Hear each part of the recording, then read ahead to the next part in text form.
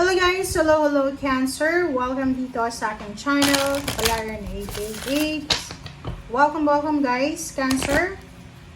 Tingnan natin ang weekly tarot reading mo. So please connect your intuition sa lahat ng messages or information na ibibigay sa'yo ng bawat baraha. Okay, so please comment down below, Cancer. Kumusta kayo dyan? Are you happy? Kumusta ang linggo nyo? Okay, so let's check. Okay, perfection. Wow, perfection.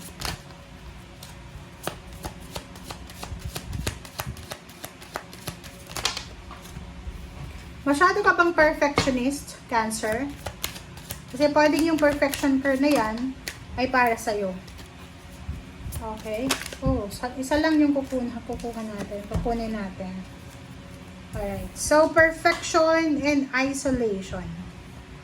Wow. Please comment down below if you resonated, Are you a Cancer na masyado kang perfect mag-isip? Yung mga OC? Or pwedeng isa kang Cancer, especially kung babae ka. Babaeng Cancer na gusto niya naka-align lahat. Yung parang gusto niya stable, secured yung lahat. Ito hindi to maganda na mag-aim tayo ng perfection kasi unang-una, walang perfect dito sa mundo.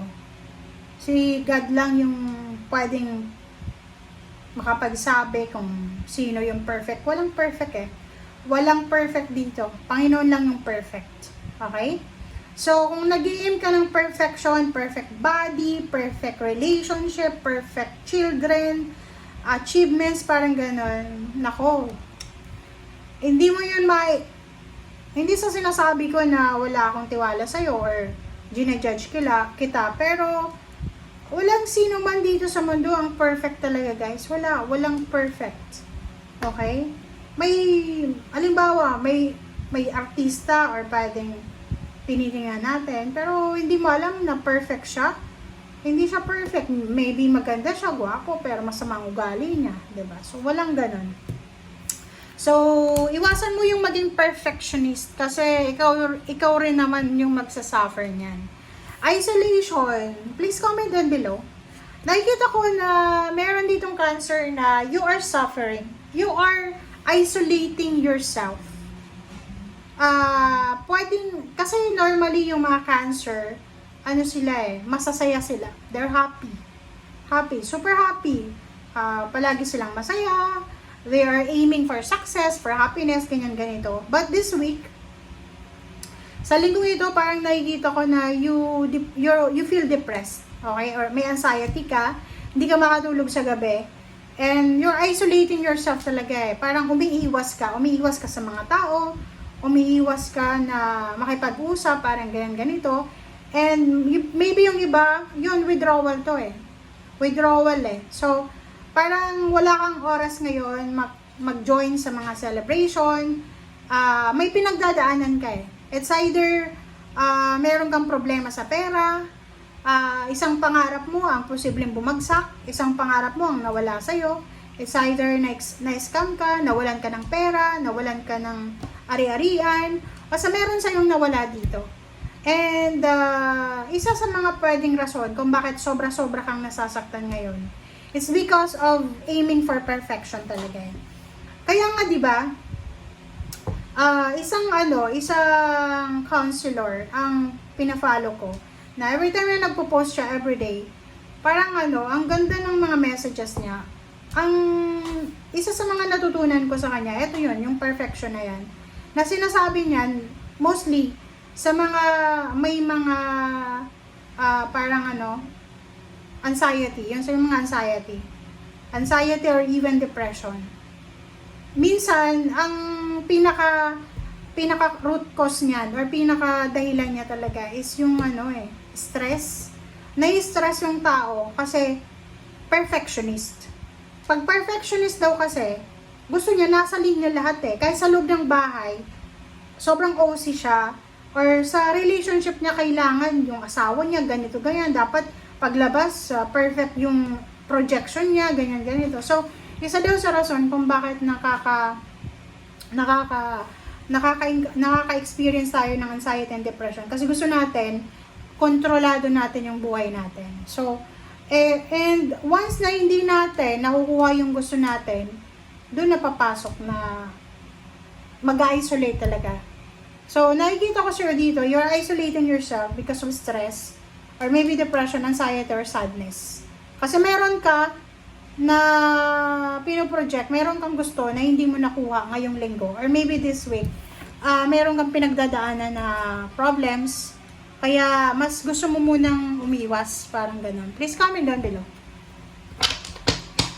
Parang kasi yung mga Cancer kasi sanay kayo na masaya kayo, parang ganun.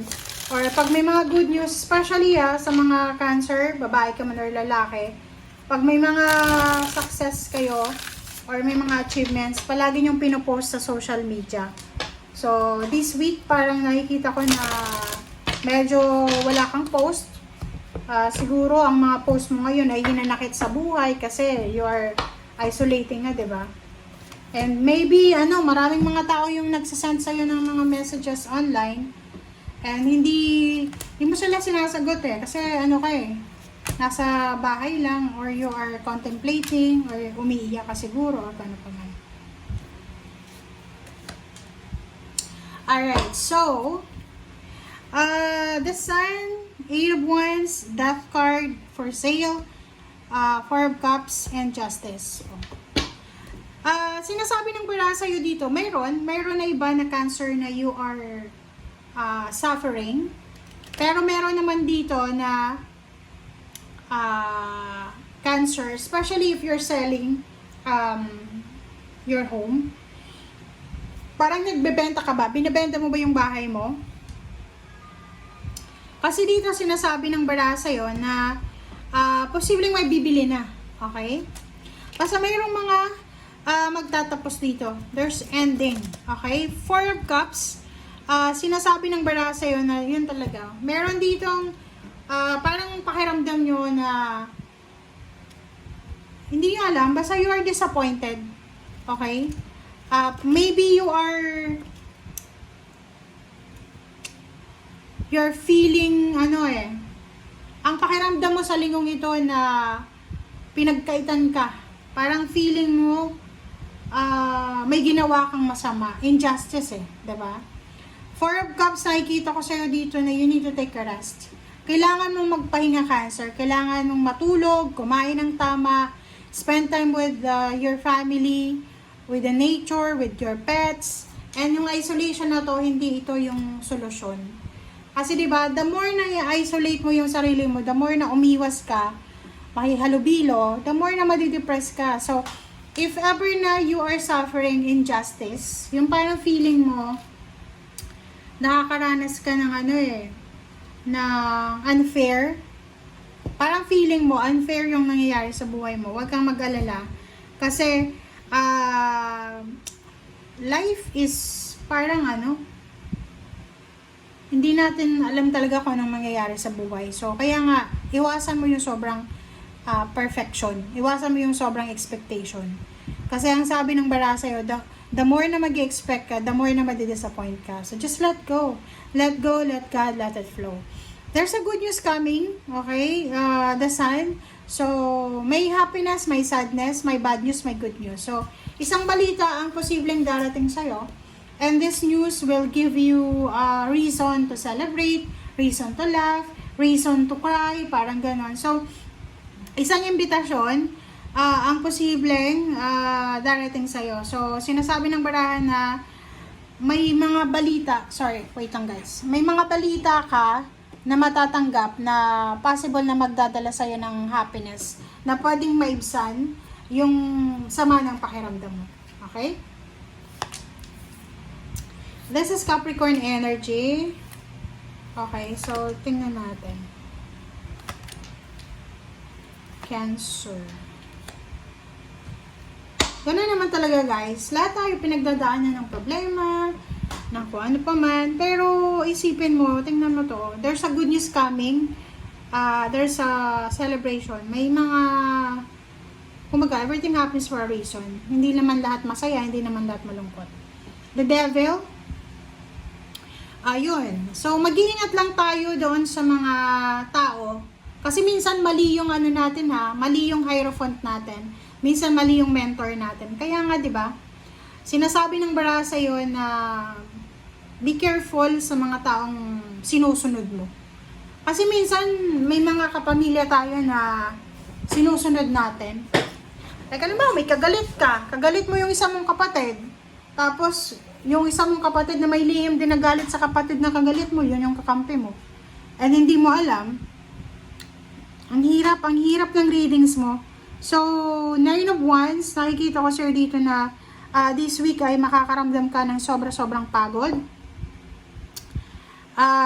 This week ay nakikita ko sir dito na pagod ka. Parang feeling mo ay pasan mo yung mundo. And nakikita ko sir dito na kailangan mo ng suporta.